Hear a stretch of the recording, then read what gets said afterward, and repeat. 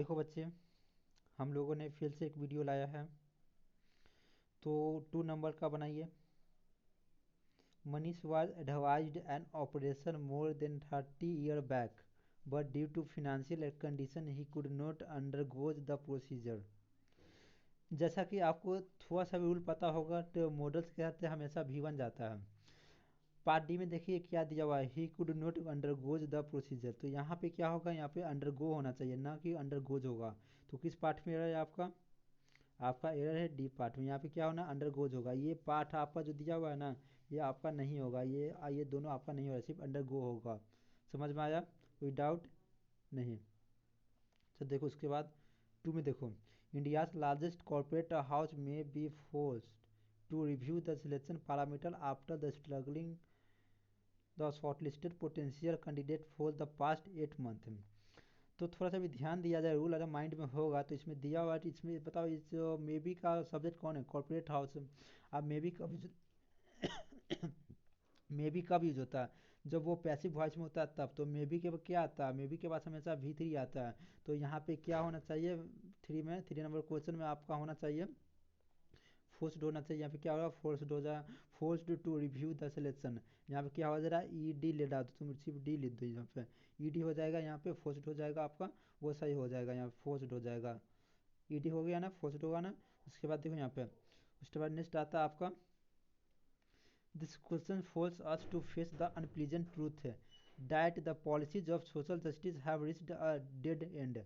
तो इसमें क्या दिया हुआ? फोर्थ नंबर में क्या दिया हुआ? फोर्थ नंबर आपका क्या दिया हुआ है इसमें?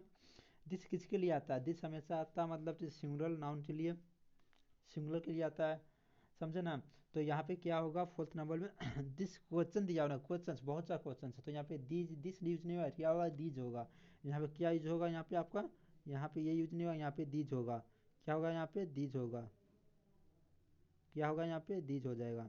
क्या हो जाएगा? दीज हो जाएगा। यहाँ पे दिस नहीं होगा, यहाँ पे क्या होगा? दीज हो जाएगा। चलो आपको समझ में आ गया होगा। हम ज़्यादा लेट नहीं करते हुए 5 नंबर पे चलते हैं। उसके बाद चलते हैं यहाँ पे, many of young people studying abroad the agreed the returning that returning home was the always on attractive option. तो यहाँ पे 5 नंबर में देखिए, तो 5 नंबर क्या दिया हुआ? 5 नंबर आपका दिया हुआ है कि 5 नंबर को इस सेंटेंस में एरर है। थोड़ा सा सोचिए आप लोग भी। तो इस सेंटेंस में एरर नहीं है। इसका आंसर क्या हो जाएगा? इसका आंसर हो जाएगा ई, नो नो एरर। तो इसीलिए हो गया। उसके बाद चलते हैं 6 नंबर में, तो government needs to provide the specific regulation that create the environment where a trained scientist personal enjoyed space and freedom to design a new polar benefit society. तो चलो देखो यहाँ पे, यहाँ भी तो क्या होगा? यहाँ पे आपका हो जाएगा क्या? थोड़ा सा ध्यान दो। तो फर्स्ट जो पार्ट ए में है, 6 नंबर क्वेश्चन में, पार्ट ए में क्या दिया? The government needs to provide specific regulation that create an environment. तो ये सेंटेंस हमेशा प्रेजेंट, सॉरी ये सेंटेंस हमें क्या है? प्रेजेंट में है। उसके बाद बी पार्ट में क्या है? बी पार्ट में दैट क्रिएट एंड, ये भी प्रेजेंट में आपका, वे ट्रेंड साइंटिस्ट पर्सनल एंजॉय। तो यहाँ पे जो यहाँ पे जो दिया हुआ है, यहाँ पे इंजॉयड, ये क्या हो जा रहा है? ये आपका सी पार्ट में एरर है पक्का। क्या है? ये सी पार्ट में एरर है। क्या आपका है? सी पार्ट में एरर है। यहाँ पे इंजॉयड नहीं होगा, क्योंकि उसके बाद जो सेंटेंस दिया हुआ है तो दो यहाँ पे दिया हुआ है, समझो इसे बात। तो कि पार्ट ए में नीड्स तथा पार्ट बी में क्या है? क्रिएट का प्रयोग सिंपल से प्रेजेंट में है और घटनाएं प्रेजेंट की है। तो इस प्रकार हम सीक्वेंस ऑफ टेंस को बनाए रखने के लिए हम लोग क्या करेंगे यूज? पार्ट सी में सिंपल प्रेजेंट टेंस का यूज करेंगे। तो यहाँ पे क्या हो जा रहा है? यहाँ पे क्या हो जा रहा है? इंजॉयस हो रहा है। ईडी यहाँ से हटा दीजिए, ईडी यहाँ पे नहीं हो रहा है, यहाँ पे इंजॉयस हो जाएगा। इसे डाल दो तुम, इसे डाल दो यहाँ पे, इंजॉयस हो जाएगा, अपना सही हो जाएगा। उसके बाद आता है, उसके बाद आता है 7 नंबर। तो 7 नंबर में क्या है?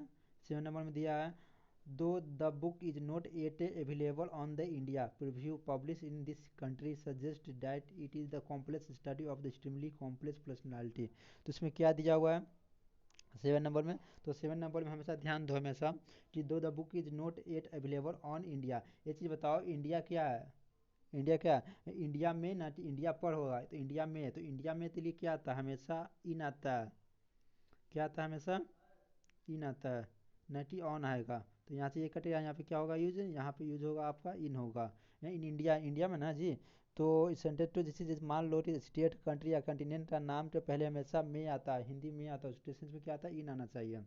तो यहाँ पे इन हो गया। उसके बाद कौन सा बचा? 8 नंबर में क्या कहता है आपका, conventionally speaking men are supposed to earn while women are supposed to sit at home to housework and discipline the children। इसमें क्या होना चाहिए आपका, यहाँ पे क्या होना चाहिए, देखो, conventionally speaking men are supposed to earn while women are supposed to sit at home to do housework and discipline the children।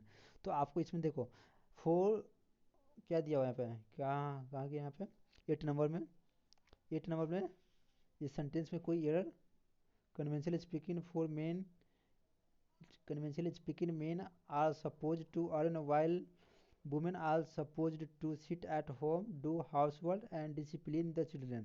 तो बताओ इस बच में, इस सेंटेंस में कहाँ पे एरर होना चाहिए, या एरर है कि नहीं है, वो बताओ जल्दी में। तो इस पार्ट में एरर नहीं है, आपका आंसर क्या हो जाएगा, आपका आंसर यहाँ पे हो जाएगा, आपका आंसर इसमें हो जाए नो एरर, इस पार्ट में एरर नहीं है। तो मुझे उम्मीद होगा कि आपको ये वीडियो अच्छा लगा होगा। तो मिलते हैं फिर नेक्स्ट वीडियो में। तो धन्यवाद।